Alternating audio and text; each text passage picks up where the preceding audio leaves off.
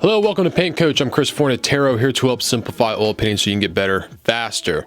Now, if you follow me on Instagram, you probably know that I've been chipping away at this big Nicolas Cage collage. So I thought I would take this video to show you how I paint one of these beautiful cages. Now, before we jump in, it's gonna let you know if you like this video, if you like the channel, please hit the like button, subscribe to the channel. It really helps the channel grow. If you're looking for full video painting tutorials, I do have those, but they're on my Patreon page. Also, when you sign up to my Patreon page, I have a new feature. Anybody who signs up gets access to my private Facebook group where everybody that's a patron of mine is posting pictures of the work, sharing, advice and feedback. It's so great. It's so cool to see everybody's paintings and to see everybody helping each other out. So if you want a way to show your work to other painters that are learning too and get feedback, this is a great opportunity to do that. And the link to sign up for my Patreon page is in the description below. And if you want to see what I'm painting on a daily basis, like the Nick Cage painting here, you can follow me on Instagram at Forza43. Now you're probably asking, Chris, why are you painting so many pictures of Nick Cage?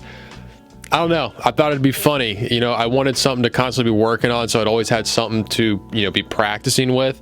And I got the idea of just putting a bunch of crazy pictures of Nick Cage all in one painting. And when it's done, yes, I am going to try and sell it. I'm also going to be creating prints of it. So that's a good reason to follow my Instagram so you know when that happens, which is Forza43. All right, let's paint some Nick Cage. So the colors that I use to paint this are Ultramarine blue, alizarin crimson, burnt sienna, cadmium red, yellow ochre, cadmium lemon, and titanium white. And I actually use no medium in this, just paint and paint thinner. And it's painted on stretched oil primed linen. So the first thing that I like to do is just block out my darkest darks. These are the darkest accents that I can find in the subject. And I'm going to do this with thin paint because I know I'm going to be building on top of this, but I just want to identify my darkest darks first. After that, I'm going to do the same thing, but with a more general shadow tone. I'm not so worried about nailing the exact color or the exact value right now. I just want to be in the ballpark.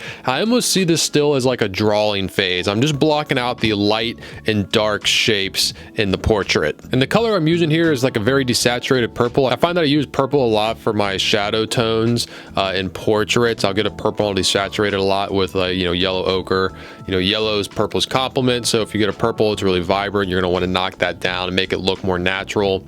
So that's kind of what I got going here. Now I'm going to do the exact same thing, but with the lighter shapes. And when I come up with this light value tone, I don't want it to be too bright. If anything, I want to err on the side of it being too dark because I'm going to be able to build up the lights on top of that. It's a lot easier working dark to light than light to dark. It's just a lot easier to put lighter paint on top of darker paint. All right, so after I do the light shapes, I'm going to actually find a value and color that is in between these light and darks that I have going here. And this is going to act as a transition. I'm going to put this a lot of places where my lights and darks meet to smooth the transition from light to dark. Now, this is still a very rough stage. I'm not getting very picky with my brush work.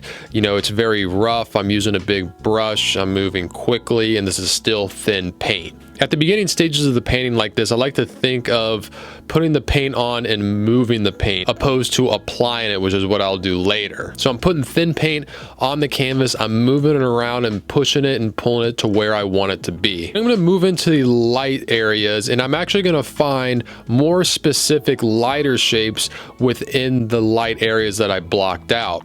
Now remember, since I erred on making the lights a little too dark, this is going to allow me to build lighter lights on top of that, which is what I'm going to do here. I'm going to find more specific lighter shapes, which is going to help translate the form of the face. We're trying to work with big shapes first and then go into smaller and smaller shapes as the painting goes on. I'm going to do the same thing and look for the more specific shapes in these shadows as well. Now, since I have paint covering the entire painting, it's going to allow me to bounce back and forth from lights to darks. I don't just finish all the darks and then move on to all the lights. I don't have set stages of a painting. I feel like a lot of people think that there's some set pattern or set sequence of steps for a painting. There isn't. So much of painting is laying down paint and seeing how it's working with the paint that's already down there and seeing what you have to adjust. It's a lot of pushing and pulling. I'll push my lights, pull back with my darks, go back into my lights. A lot of bouncing back and forth and dialing everything in as the painting goes. This is why it's very important to constantly be stepping back from the painting and seeing everything as a whole. Don't get sucked into just one area, because you'll get dialed into that one area and you'll be working and getting all this detail and be great, but you pull out and it's all painted in the wrong value and it just doesn't work with the rest of the painting. Now you'll notice on my palette, as I'm mixing colors, I'm using previous colors that I mixed to start new colors. I'm branching off of colors. I'm using a color and adding to that to change it to what I want it to be. I feel that this helps me have color harmony within my painting. Now, speaking of color, I feel a lot of beginners don't get enough color variety in their portraits. They'll kind of have an idea of what skin tones are, and they'll be so locked and ingrained in their mind that it won't allow them to see all the different colors that are happening. There's a lot of different colors going on in flesh tones. I actually don't even like using that term flesh tones or skin tones, because skin tones are always different depending on, you know, the type of skin, the type of light, it's in shadows and in the sun. Like it can vary so much. There's a thought of there being some generic skin tone or recipe to get a skin tone color. I feel like that's an unhealthy way to look at it, and don't even think of it that way. You're just seeing a color and you're trying to match that color. Now, example of a color that you might not notice is that a lot of times around the mouth, there'll be a lot more grains. That's because there's a lot more hair around the mouth. Even when you got a clean shaven Cage like this, there's still, you know, hairs there. You can't see them, but it's reflecting the light a different way. And a lot of times that shows up as more of a green. So you can see that I'm pushing the greens a little more around the mouth here. It'll also be like kind of around the edges of the eyebrows. Another thing is look for more reddish tones in the nose and the cheeks, because I think it's like the blood vessels are closer to the skin there and they just tend to be more red. It's things like this that you can look for to add a variety of colors in your painting. Try not to just have one flesh tone and then just darker and lighter versions of that one color. That can create a very boring portrait. Now, the thing to look out for if you do have a bunch of different colors going on in your portrait is to make sure they're operating in the right value. Remember, value does all the work, but color gets all the credit. If you have all these great colors, if they're not in the right value, it's not going to matter. Value is much more important than color. So if you need to take a picture of your painting and then put it in black and white on your phone to make sure you're handling all these different colors in the right value. Taking a picture of your painting and putting it in black and white will make it very clear what areas aren't operating in the right value. Now, you're probably wondering, like, how am I laying down all this paint and not creating mud? You know, this is all wet into wet paint. You're probably thinking, man, if I was doing that, it'd just be mud and nothing would work. The reason that it's working is that I started out with relatively thin paint. And yes, the more you paint, the more you get experience handling the paint, the more you're going to be able to make it do what you want it to do. But try and paint thin to thick. You know, when you're starting the painting, use thinner paint and progressively get thicker and thicker with your paint. If you want more info on that, I've made a whole video on painting thin to thick, and I'll link that above right here. So towards the latter half of my painting, I'm using relatively thick paint and just laying it on over top of areas, and it's laying down nicely because it's going over thinner paint. Now, another problem that you might be having is that you might not be using the right type of brush.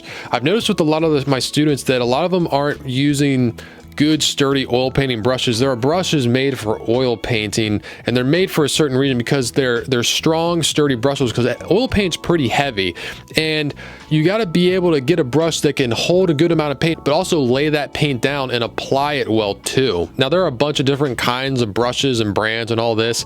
For this painting, I'm using a lot of Rosemary & Co.'s Ivory synthetic brushes. I really like Rosemary & Co. brushes. No, they're not a sponsor. They're not paying for me for any of this. I just really like their brushes, and I actually made a beginner's brush set, like a very basic brush set. If you have no idea what brushes to get, I'll put a link to the video where I talk about that brush set above. So like if you were trying to use like a watercolor brush or, you know, some acrylic brushes with very soft, flimsy bristles, you're not going to be able to pick up enough paint and put it down and really make a solid mark if you're not using a strong, sturdy oil painting brush. All right, speaking of brush work, try to avoid blending whenever you can. Now, if you want a smooth transition between different values, don't take a brush and feather it and try to blend them together. Instead, mix up a value that's between those two values and put it down between that to create a softer transition. Now, another thing you can do, if you already have values next to each other and they're already pretty close and you just want to just make it that much more smoother, you can take your brush and just kind of run it down where those two values meet and kind of soften that line that they create. I don't really like to consider that blending as much as just softening edges. Now, I always like to use a big brush when I can. For a lot of this painting, I'm using a flat brush like a number 4 or number 6. But when it comes down to detail, I do like to get out my ivory rigger brush. Now, this is a long, sturdy bristle brush that allows me to get in there and get nice little fine details. So if the brushes you have now, if you struggle getting detail, check into looking to getting a rigger brush. They also work great for shining your painting at the end too. All right, so after about 2 hours or so, I have a completed Nick Cage.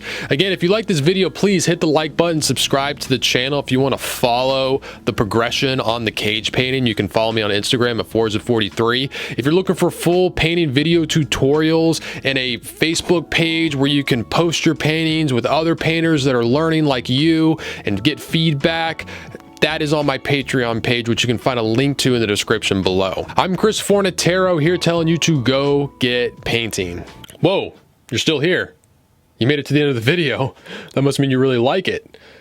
In that case, you should hit the subscribe button. You'd also probably like this video too. And this video. Please pick one. All right, this is getting awkward.